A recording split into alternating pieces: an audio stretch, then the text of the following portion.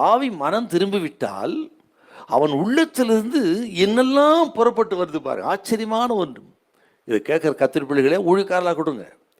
நான் மனம் திரும்பி விட்டால் இது சரியில்லை, இதை விட்டுடணும் என்று விட்டு உங்களை சுத்தம் பண்ணி கொண்டால் உள்ளத்திலிருந்து என்னெல்லாம் புறப்பட்டு வருது பாரு.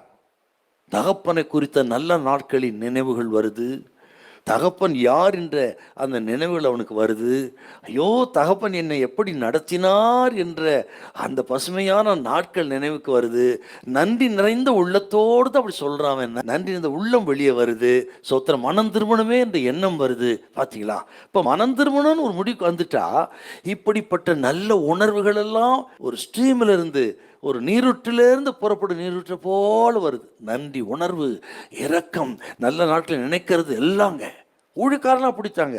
நீங்கள் சில விஷயங்கள்லாம் குற்றப்படுத்துகிற சில விஷயங்கள்லாம் பரிசுத்தம் பண்ணி கொண்டு அதை சுத்தமாயிட்டீங்கன்னா உங்கள் உள்ளத்திலிருந்து அந்த நதியெல்லாம் புறப்பட்டு வரும். வேதாகமத்தின் ரகசியங்கள், ஆழங்கள், மறைவானெல்லாம் வெளியே வரும். இன்னும் என்னெல்லாம் போதிக்கணும் மற்றவங்களுக்கு எல்லாம் ஞானம், அறிவெல்லாம் அது நீரூற்றிருந்து வருகிற ஊற்றை போல புறப்பட்டு வரும். நிறைய நல்ல தாட்டங்களை கொடுப்பாருங்க. அது வாழ்க்கையே மகிழ்ச்சியாக இருக்கு உங்களுக்கு என்றால் இந்த மனம் திரும்புதல் எவ்வளோ முக்கியம் பார்த்தீங்களா?